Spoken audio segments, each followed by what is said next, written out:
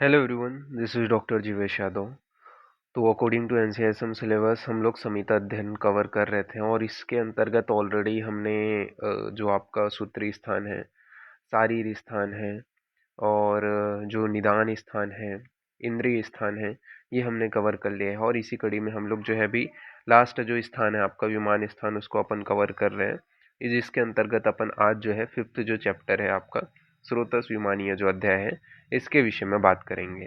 तो स्रोतस विमानीय जो अध्याय है, इसके अंतर्गत सबसे पहले तो आपका जो स्रोत नाम से ही समझ में आ रहा है, स्रोतस से रिलेटेड जो वर्णन है वो यहाँ पे किया गया है। तो सबसे पहले यहाँ पे आपका स्रोतस का महत्व बताया गया है। तो स्रोतस का महत्व बताते हुए यहाँ पे आपका क्या बोला गया है, तो जो श्लोक आप ऑलरेडी पढ़ते हो, यावंते पुरुषो मूर्तिमंतो भाव विशेष एवांत श्रोतांसी प्रकार विशेष है, यानी कि जितने भी शरीर में मूर्तिमान भाव होते हैं उतने ही प्रकार के यहाँ पे स्रोतस की संख्या बताई गई है। यानी कि पुरुषों में स्रोतसों के बिना कोई भी जो भाव है वो उत्पन्न नहीं होता, ठीक है, या हो सकता है और न ही क्षीण हो सकते हैं। तो जो जितने भी आपके स्रोतस होते हैं उसके अनुसार ही भाव होते हैं, ये यहाँ पे आपका बताया गया है। फिर स्रोतसों की सूची के विषय में बात करते हैं, उनकी संख्या के विषय में बात करते हैं।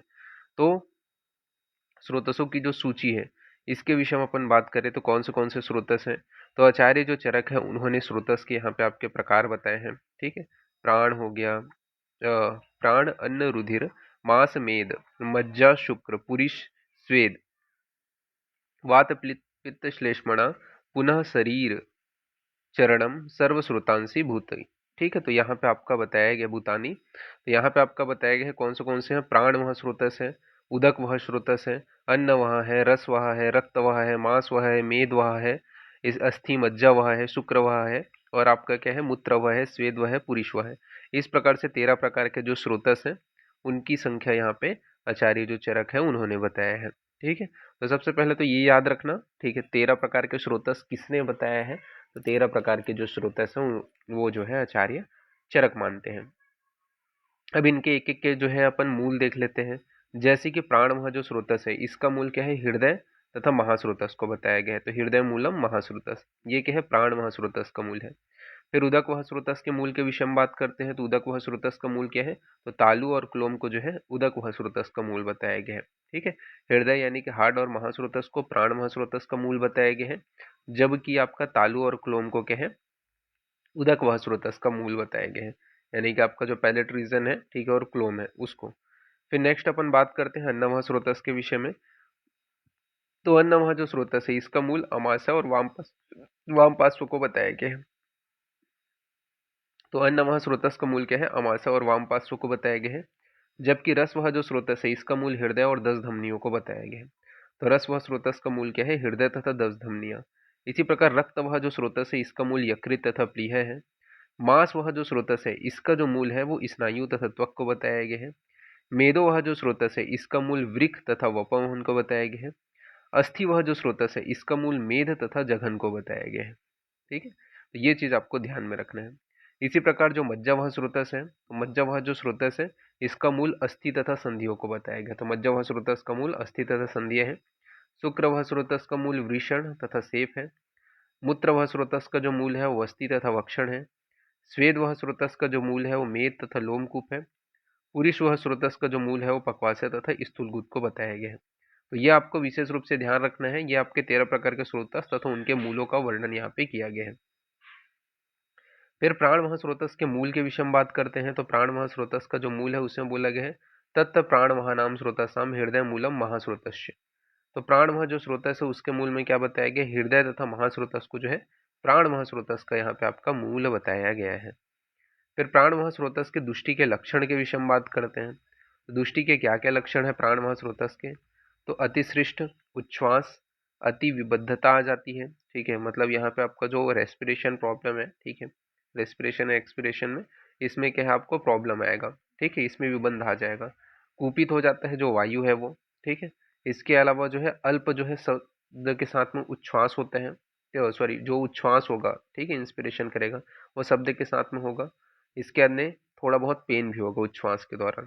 तो ये जो है यहाँ पे आपका बताया गया है, यानी कि सशूल उच्छ्वास, सशब्द उच्छ्वास, उच्छ्वास जो है उसमें कुपित हो जाता है। इसके अलावा अतिविबद्धता, तो ये सारे लक्षण आपको देखने को मिलेगा। फिर दुष्टि के कारण के विषय हम बात करते हैं, तो दुष्टि के कारण बताया गया है क्षय, वेग, संधारण, रुक्ष पदार्थ सेवन, व्याम, क्षुधि द्वारा दारुण कर्म करना, ये सभी दुष्टि का कारण है। ठीक है, तो क्षय, वेग, संधारण हो जाता है, रुक्ष पदार्थ का सेवन, व्याम, क्षुधिता द्वारा जो है दारुण कर्म करना, ये क्या है, दुष्टि के कारण बताए गए हैं। तो ये आपको ध्यान में रखना है। फिर उदक वह स्रोतस के विषय में बात करते हैं, तो उदक वह जो स्रोतस है इसका मूल क्या बताया गया है, तो तालु मूलम क्लोमस्य। तो उदक वह जो स्रोतस है इसका मूल क्या है आपका, तालु और क्लोम को जो है उदक वह स्रोतस का आपका मूल बताया गया है। फिर दुष्टि के लक्षण के विषय में बात करते हैं, तो उदक वह जो स्रोतस है इसके दुष्टि के लक्षण बताए गए हैं कि जीवा में शोष उत्पन्न हो जाते हैं, तालु शोष की उत्पत्ति होती है, ओष्ठ शोष की उत्पत्ति होती है, कंठ में स्वेलिंग हो जाता है तथा अति प्रबद्ध पिपासा होती है। तो ये सभी क्या है, दुष्टि के लक्षण है कि जीवा में शोष हो जाएगा, तालु में शोष हो जाएगा, ओष्ठ में शोष हो जाएगा, कंठ में शोष हो जाएगा, अति प्रवृद्धित पिपासा की उत्पत्ति होगी। तो ये क्या है, दुष्टि के लक्षण बताए गए हैं। फिर इसके अंदर दुष्टि के कारण के विषय हम बात करते हैं, तो दुष्टि के कारण यहाँ पे बताया गया है कि आपका क्या है, उष्ण पदार्थ सेवन से आम दोष, भय, इसके अलावा अति मद्यपान, शुष्क अन्न सेवन, तृष्णा का अति पीड़न, ये सभी क्या है, दुष्टि के कारण है। तो उष्ण पदार्थ सेवन, आम दोष, भय, अति मद्यपान, शुष्क अन्न का सेवन, तृष्णा, तृष्णा की जो है अत्यधिक उत्पत्ति हो जाती है। तो ये सभी क्या है, उदक वह स्रोतस के दुष्टि के कारण बताए गए हैं। सॉरी, तृष्णा को अगर वेग को धारण कर रहे हो, उष्ण पदार्थ का सेवन कर रहे हो, इसके वजह से उदक वह स्रोत दूषित होगा। बहुत ज्यादा मद्य का पान कर रहे हो, अल्कोहल कंजप्शन कर रहे हो, तीन सभी कारणों की वजह से, या शुष्क अन्न का ज्यादा सेवन कर रहे हो, तीन सभी कारणों की वजह से उदक वह जो स्रोतस है उसमें दुष्टि उत्पन्न होती है। फिर इसके बाद में आपका अन्नवह स्रोतस के विषय में बताया गया है।